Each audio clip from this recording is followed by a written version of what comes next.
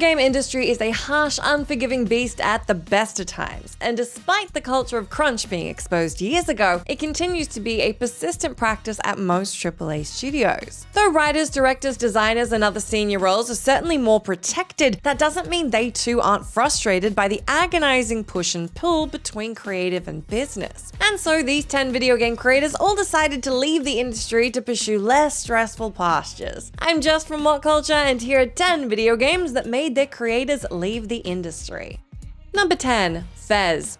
There's perhaps no more baffling and infuriating case of a brilliant if troubled creator being driven out of the gaming industry than Phil Fish, the designer of 2012's beloved puzzle platformer Fez. At this point in his career, Fish was already well known for being an extremely outspoken and eccentric personality, and this was only exacerbated by both the enormous attention the game itself received and Fish's own memorable appearance in the documentary film Indie Game the Movie. Fez 2 was announced at E3 2013 to the joy of fans worldwide, though a mere month later, Fish got into a Twitter argument with journalist Marcus Beer, and not only cancelled the sequel in response, but quit the gaming industry altogether. This seemed to be the straw that broke the camel's back effectively, with Fish citing the general negativity of the industry and the mistreatment he'd received on social media throughout Fez's production. Though Fish has consulted on a few projects in the years since, he's effectively retired from mainline games development, and in his own words, has taken the money and run.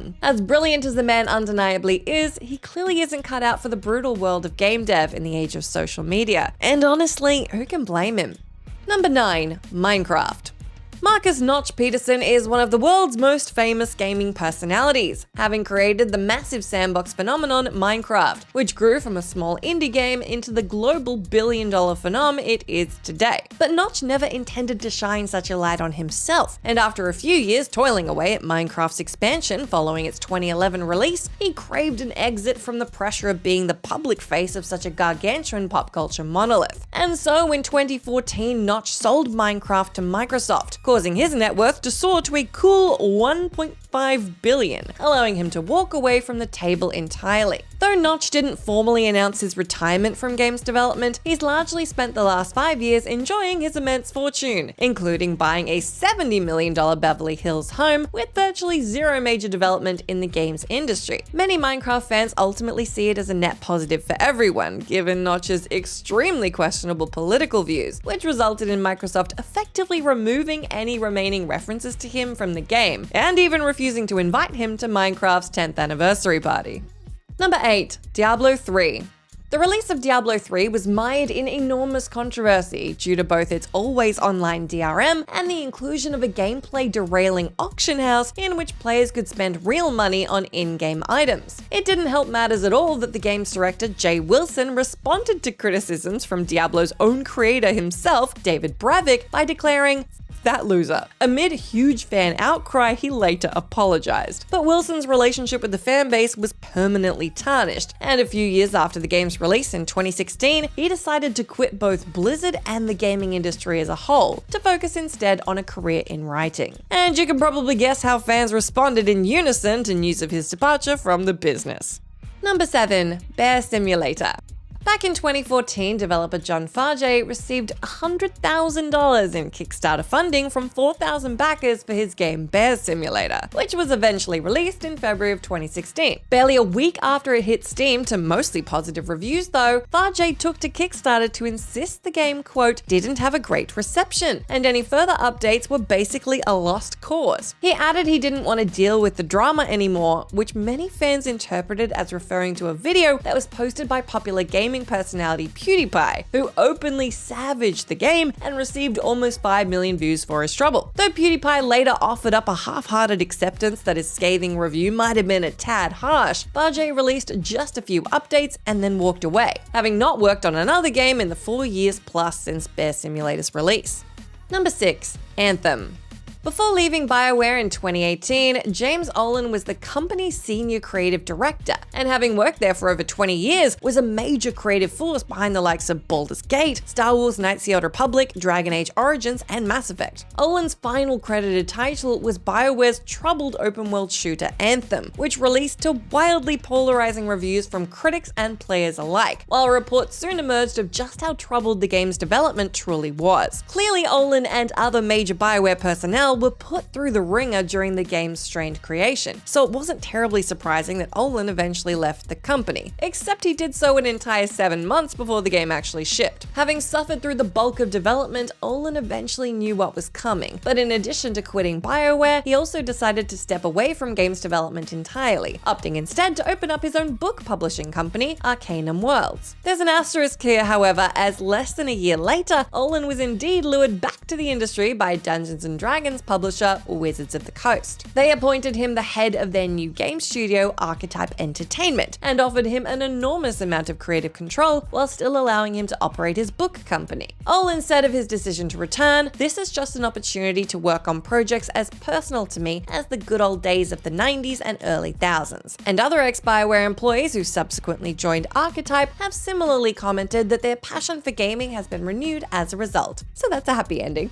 Number 5. Oddworld: Stranger's Wrath. Lorne Lanning is best known as the creator of the Oddworld franchise, which began, of course, with the release of the iconic Abe's Odyssey. Despite the general critical success of the series, Lanning began to fall out of love with the industry as a whole following the cataclysmic commercial failure of Stranger's Wrath in 2005, which sold fewer than half the units it needed in order to break even. Lanning blamed publisher EA for, quote, sabotaging the game with their poor marketing, and parted ways with them the very same year. However, without the backing of a major label, Lanning was also forced to close his development team, Oddworld Inhabitants. In addition to shuttering all planned future projects, Lanning declared he was leaving the games industry, later saying, "I don't care for some of these relationships. I think they're very unfair, and I don't think they're good for the industry, the development community, or the customer. And if that's how it's gonna be, I'd rather not play, period." Lanning explored a number of different media enterprises in the years that followed, including short film production, before Oddworld Inhabitants re-emerged in 2010 to publish an Abe's Odyssey remake, New and Tasty, which was developed by Just Add Water and eventually released in 2014. He nevertheless remains disconnected from active games development, having neither written nor directed a new video game in the 15 years since Stranger's Wrath. Number 4. Dota 2.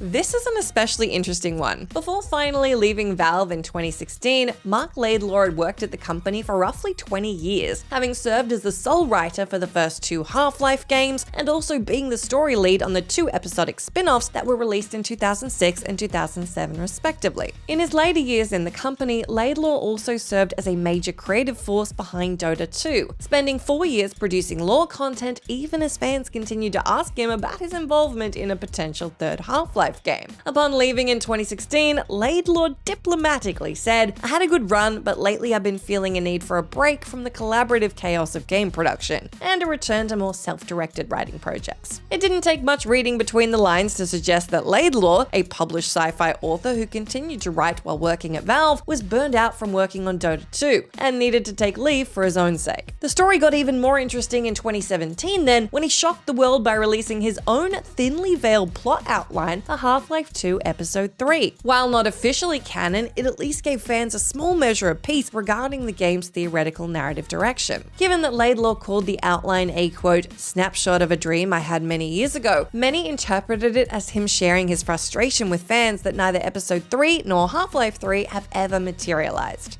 Number 3. Patton Strikes Back.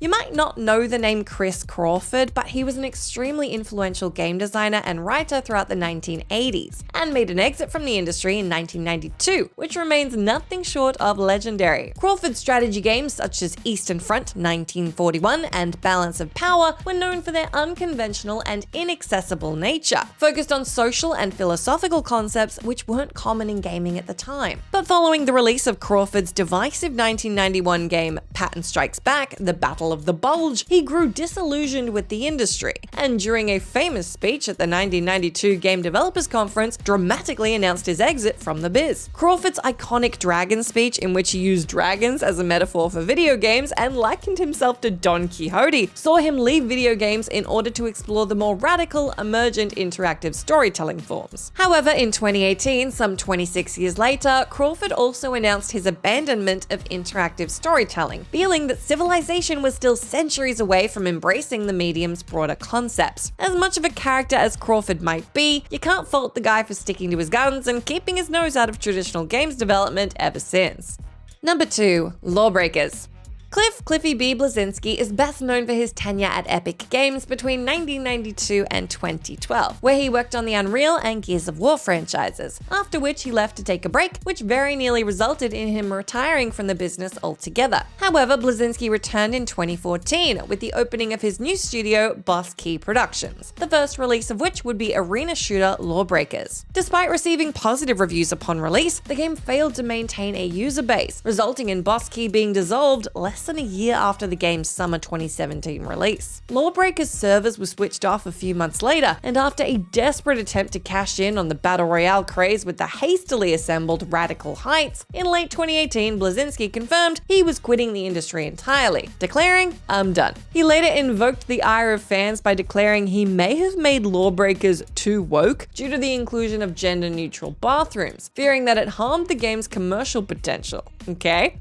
In the years since, Cliffy B has worked as co-producer of the Tony Award-winning musical Hadestown. While it wouldn't be that surprising to see Bleszinski back in games development one day, for now he seems pretty adamant the dream's over. Number 1. Mass Effect Andromeda.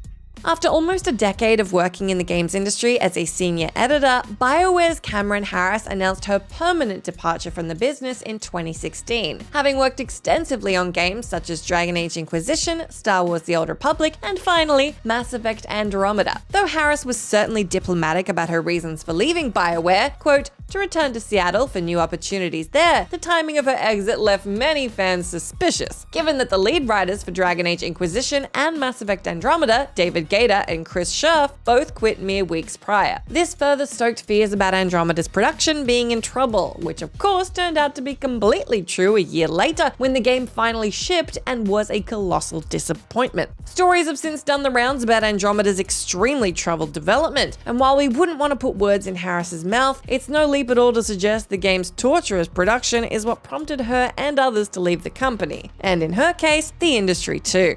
That's the end of our list, but let me know down in that comment section if you know of any other video games that made their creators leave the industry altogether. As always, I've been Jess from WhatCulture. Thanks so much for hanging out with me. If you like, you can come say hi to me on my Twitter account where I'm at Jess McDonald, but make sure you stay tuned to us here for plenty more gaming goodness.